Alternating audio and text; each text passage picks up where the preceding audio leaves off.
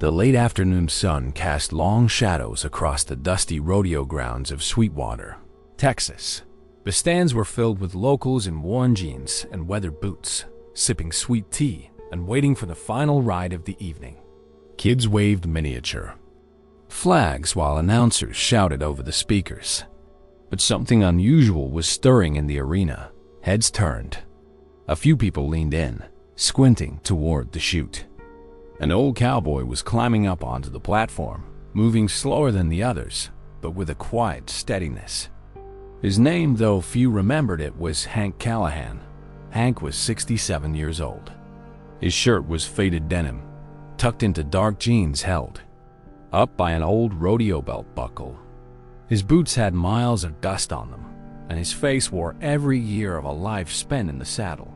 Some in the crowd chuckled when they saw him. Others looked confused. A group of younger cowboys near the gate laughed openly. "What's this? Open mic night for grandpas?" One of them snorted, but Hank said nothing. His eyes were fixed on the bull waiting behind the gate. Black Diablo, the most feared bull on the circuit.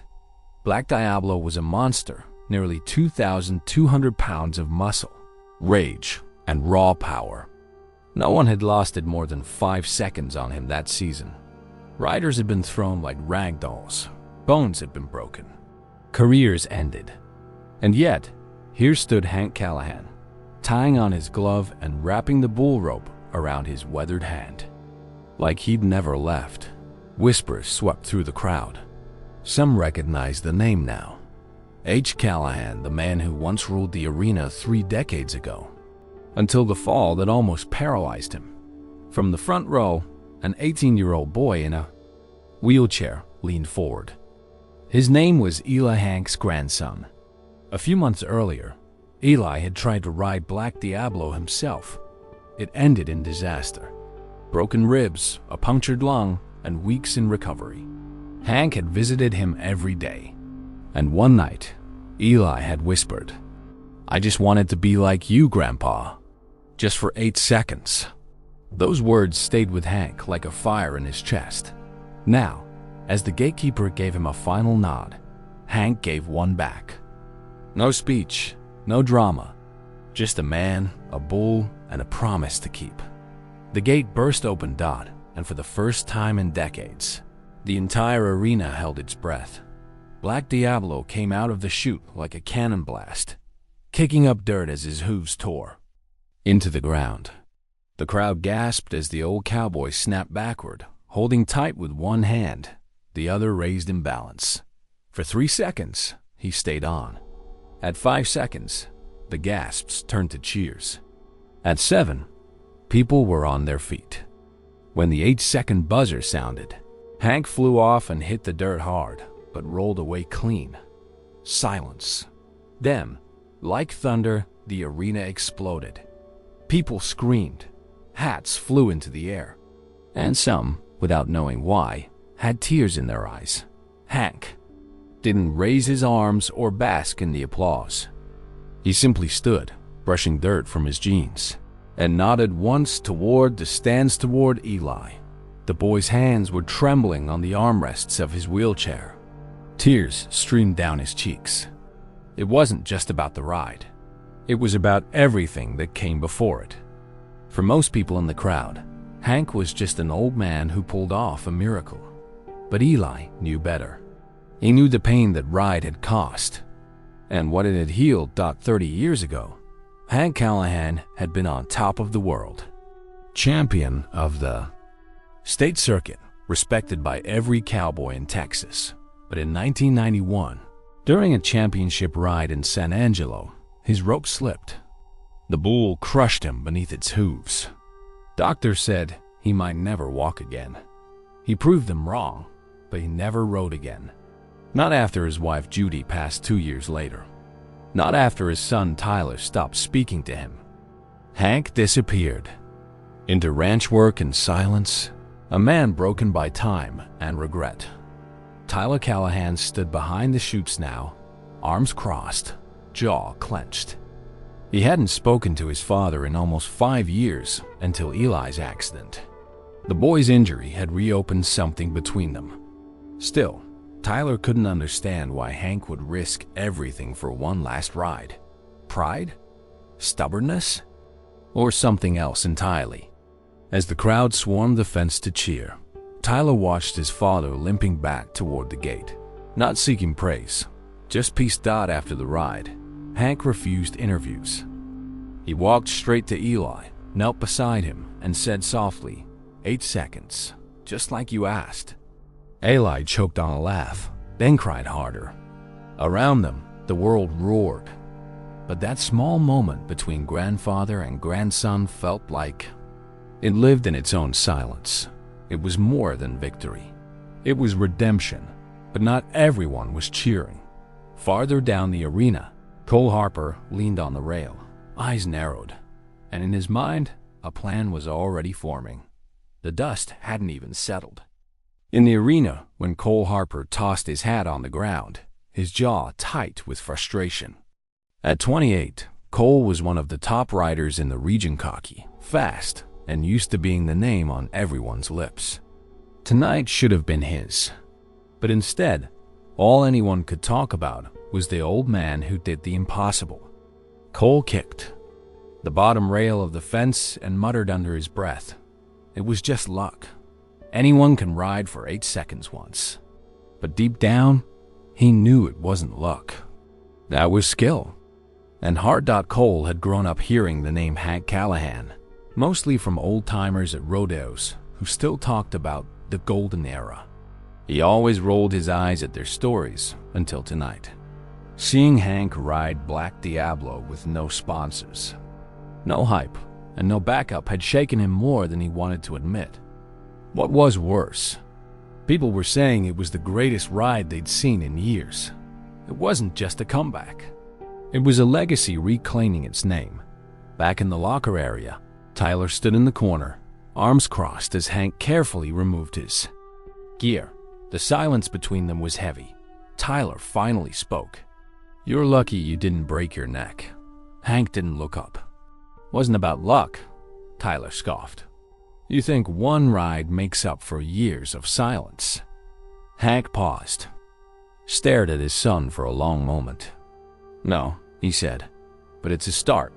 Tyler didn't respond. Too many years of distance made those words hard to accept. But something shifted in his eyes, a flicker, maybe, of understanding. Meanwhile, Eli sat in the medical tent getting checked for fatigue. He couldn't stop smiling. He kept replaying the moment Hank hit that 8-second mark, like it was a scene out of a movie. The nurses told him to rest, but he couldn't sit still. For the first time since his own injury, he felt proud again, connected to something bigger than pain and frustration. And above all, he felt like part of the Callahan name meant something again. Outside, Cole paced by the stalls. He made a few calls, quiet, serious ones. He wanted Black Diablo re-entered for the next show, and he wanted to ride him. "If the old man can do it, so can I," he told the coordinator. But it wasn't just about the ride. It was about reclaiming attention, dominance, reputation. And somewhere in the back of his mind, another thought whispered, if Hank Callahan was back, then Cole would be the one to end him for good. By morning, Hank Callahan's ride was all over the news. Local channels ran footage of the moment he held tight on Black Diablo. Headlines called him a living legend, and social media lit up with shaky videos from the stands. People who hadn't spoken his name in 20 years were suddenly quoting him like scripture. But while the world celebrated, Hank sat in silence on the porch of a cheap motel, his back aching and his right hand trembling from the strain. He didn't care about fame. He never had. What mattered now was something no camera could capture. Tyler pulled up in his truck and stepped out without saying a word. He handed Hank a cup of black coffee and sat beside him. The silence stretched for a full minute before Tyler finally asked, "Why now?" Hank stared ahead, eyes fixed on the empty parking lot. "Because Eli still believes I'm worth something," he said quietly. Tyler swallowed hard. He's always believed that. Maybe if you hadn't disappeared when Mom died. Hank?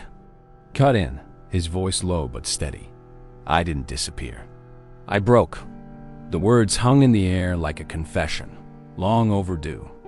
Inside the motel room, Eli watched the news replay the ride for the 5th time.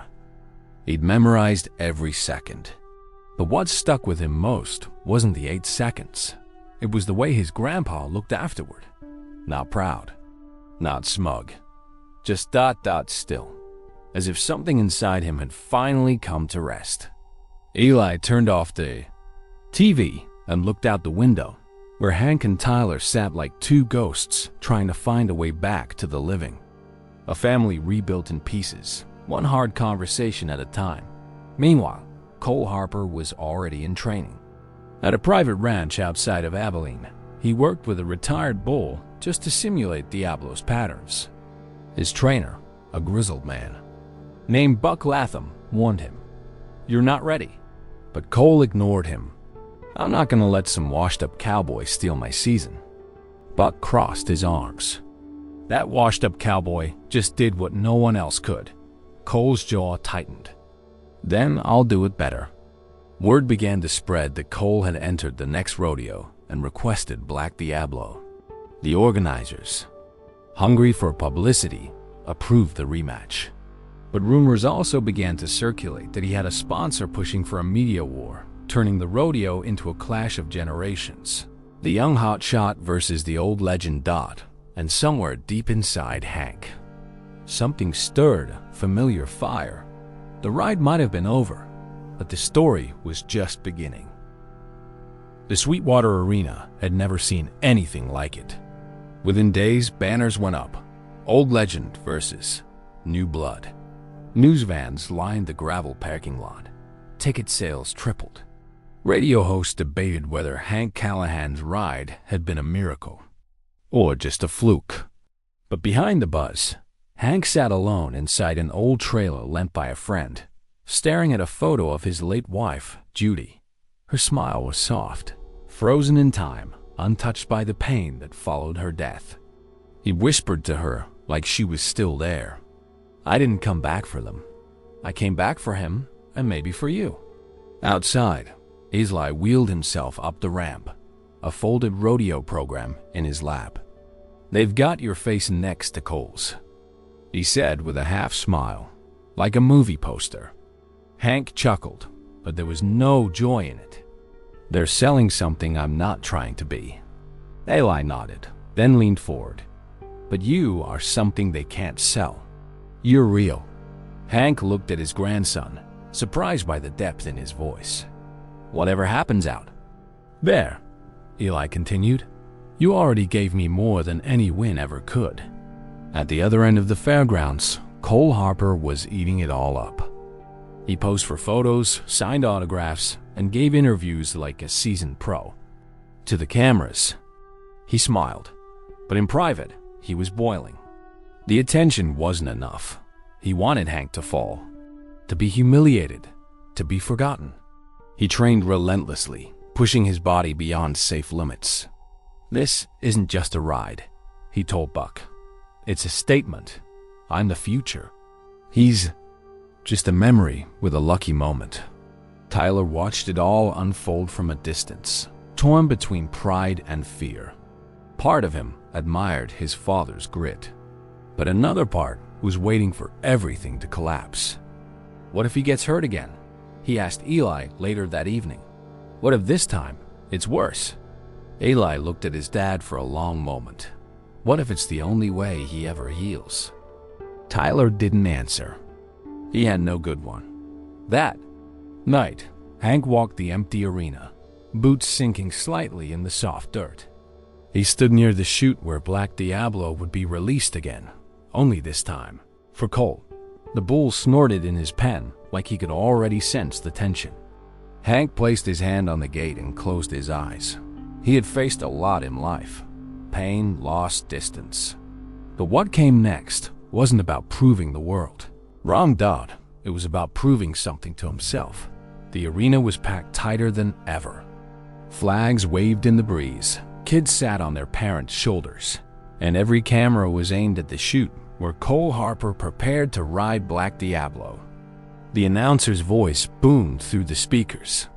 "This is the moment, folks. The rising star of Texas, Cole Harper, faces the bull that made Hank Callahan a legend again." Cole adjusted his rope, jaw clenched. He wasn't smiling now. He didn't wave to the crowd. This wasn't about image anymore. It was personal. He wanted to beat Hank, not just on paper, but in front of the world. From the stands, Hank sat next to Eli and Tyler, silent, watching every movement. His hands were folded tightly on his lap. Eli leaned over. "You okay?" Hank nodded slowly. "Just listening to the bull breathe," he said. "Diablo lets you know how angry he is before he even moves." Tyler frowned. "You think he'll stay on?" Hank didn't answer. He didn't need to. His eyes told the truth. He'd seen what that bull could do, and what Cole didn't understand was that Diablo wasn't just an animal. He was a test of strength, of fear, of soul. The chute burst open, and Black Diablo came out like a bolt of lightning, twisting midair with violent fury. Cole gripped the rope with everything he had, muscles tight, face strained. For 3 seconds, he stayed on. At 5, he nearly lost his balance. At 6, the bull lunged sideways and twisted again. The crowd gasped. At 7 seconds, Cole's hand slipped. He flew into the air and slammed hard against the dirt. The buzzer went off a fraction too late. It was close, but not enough. The medics rushed in as Cole lay still, his chest heaving. One leg twitched. The crowd was frozen in silence, waiting to see if he would move. Finally, he sat up slowly, dazed, his mouth bloodied. The applause came, but it wasn't the roaring victory he'd imagined. It was polite, muted, respectful, but not triumphant. Cole stared up at the stands, eyes locking with Hank's. No words were exchanged, but something passed between them, something heavier than rivalry. Later that evening, under the dim lights near the stables, Cole limped past Hank on his way to the medical tent. He stopped, looked at the old man, and said quietly, "I thought I had it." Hank nodded. "So did I once." Cole didn't respond. He just nodded back and kept walking. Eli watched the whole exchange from his wheelchair. He saw not 2 enemies, but 2 men finally understanding the cost of what they both were chasing. Rodeo grounds were quieter now. The crowd had gone home, the banners were being taken down, and only a few workers remained sweeping the stands. But in the shadows near the stables, Hank sat alone on a hay bale, elbows on his knees, staring at nothing. The adrenaline was gone, and what lingered was a familiar ache in his chest. Not physical, but emotional. All night, strangers had shaken his hand, called him a hero, even asked for pictures. But none of it filled the silence that came after. The cheers. Tyler approached slowly, holding 2 bottles of water. "You looked like you'd seen a ghost back there," he said, sitting beside his father. Hank didn't respond at first. Then he spoke, eyes still ahead. "I saw myself." Tyler frowned. "You mean Cole?" Hank nodded. "That was me. The first time I got thrown. Thought I'd never ride again. Thought I was invincible until I wasn't." Tyler looked at his father, really looked, maybe for the first time in years.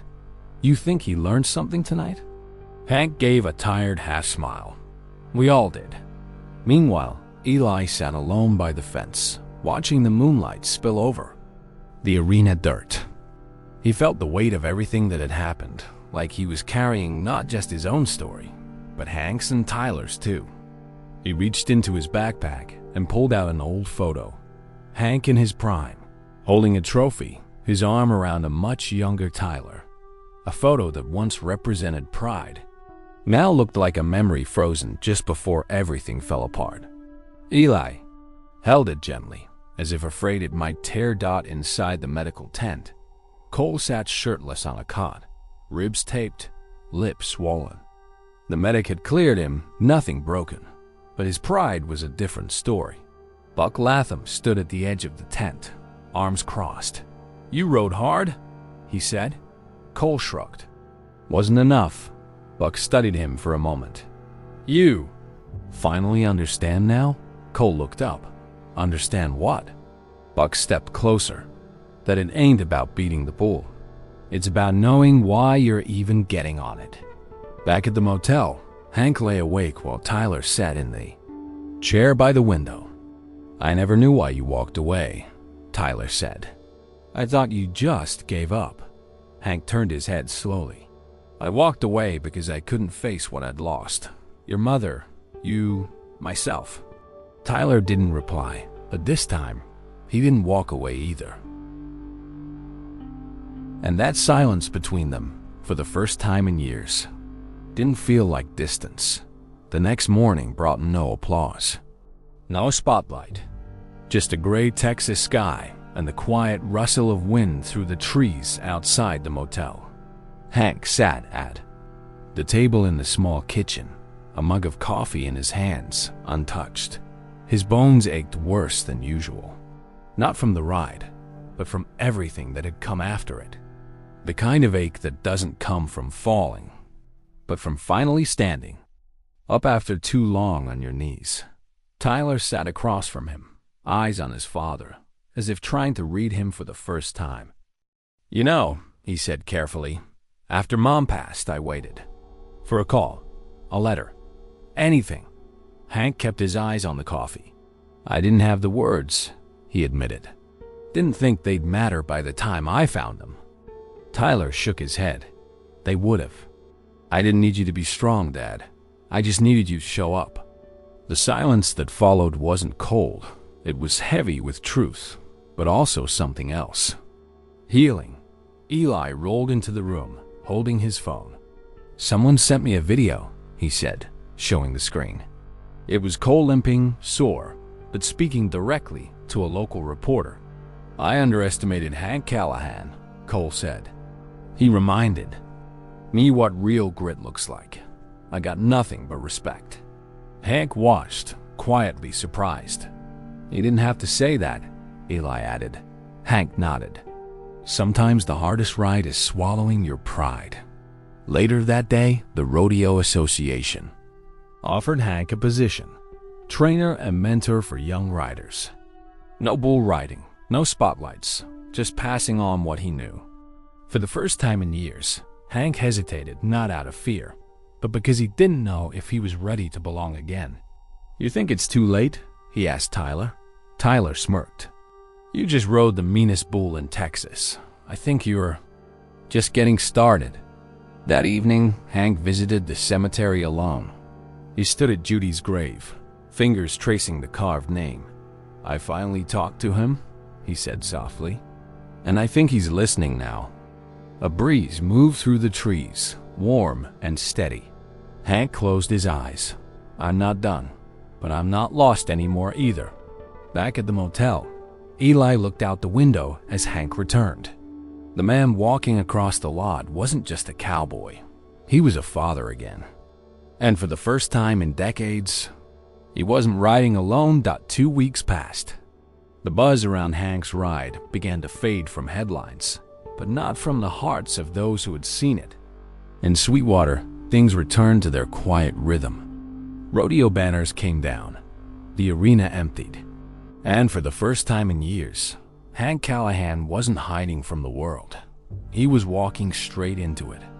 Most mornings, he could be found at the training barn, clipboard in hand, coaching young riders with patience he never knew he had. His voice was calm, firm, respected, not because of what he did, but because of who he'd become. Tyler watched from the sidelines some days, still unsure where he fit into it all. One morning, after watching Hank work with a group of new riders, Tyler pulled him aside. "You ever think we'd get here?" he asked. Hank gave a small smile. "Not even once." Tyler nodded. "I was angry for a long time." Hank looked at his son with tired eyes. So was I at myself. The words hung between them, soft but solid and understanding, formed not through apology, but through effort. Eli, meanwhile, had begun physical therapy again, this time with a new kind of determination. He no longer needed to ride bulls to feel connected to his family's legacy. He just needed to move forward, whatever that looked like. "You don't have to prove anything," Hank told him during one of their quiet talks. Eli had smiled. "Neither do you anymore." That single sentence carried more weight than any trophy. It meant the next chapter wouldn't be built on guilt or pain, but on purpose. One afternoon, a letter arrived for Hank. It was handwritten, addressed in shaky penmanship. Inside, a note from Cole Harper. It read, "Mr. Callahan, you beat the bull and taught me more than I've learned in 10 years. If you ever want help training the next ones, I'm in. No pride, just respect."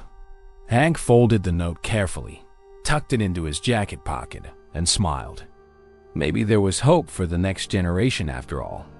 That evening, as the sun dipped behind the hills, Hank stood in the empty arena one more time. Eli and Tyler joined him, side by side. No crowd, no noise, just the three of them, staring at the dirt that had once held so much pain. And now something else, peace. And as Hank looked at the chute gate, now rusted and still, he felt no need to prove anything to it. Asterisk, asterisk, asterisk, because the ride that truly changed everything had already happened. Spring came early to Sweetwater. The grass turned green quicker than usual, the sky stayed clear, and the winds were gentle. It was the kind of season that made people believe in second chances. At the training barn, Hank Callahan stood in front of a group of young riders, teaching them how to fall without fear and how to hold on without arrogance. His voice didn't tremble anymore. It carried strength, not just from what he'd survived, but from what he was finally choosing to give. Tyler had taken over part of the rodeo operations in town, managing events and working alongside his father more than he ever thought he would. What began as cautious tolerance grew into something that felt a lot like friendship. They didn't talk much about the past anymore. They didn't have to. The hard conversations had been had. The wounds had been acknowledged. And from that pain, something solid was growing. Trust, rebuilt one quiet day at a time. Eli, now out of the wheelchair, walked slowly with a cane, working every day to regain strength. But more than his body, it was his spirit that had healed. He started filming training sessions at the barn, turning them into short videos that gained attention online. People all over the country watched Hank teach. They listened to his quiet wisdom. "Ride with heart," he said in one video. "And when life bucks you off, get back up. Not to prove something, but to become someone." One Sunday afternoon, the town hosted a small rodeo honoring retired legends. Hank was invited as a guest of honor. He wore his best hat, the one Judy had given him so many years ago, and stepped into the arena to the sound of applause. Not thunderous, but warm, familiar, honest, the kind that came from people who'd seen him fall and rise again. Tyler and Eli stood at his side, and for the first time, Hank didn't feel like a man from the past. He felt like part of the present. As the event ended, Hank took one last walk across the arena dirt, his boots sinking lightly into the soil that had once nearly broken him. He looked up at the empty bleachers, smiled, and tipped his hat, not to the crowd, but to the ghosts that once haunted this place. He had nothing left to prove, nothing left to regret. Just a story worth telling, and a legacy worth leaving.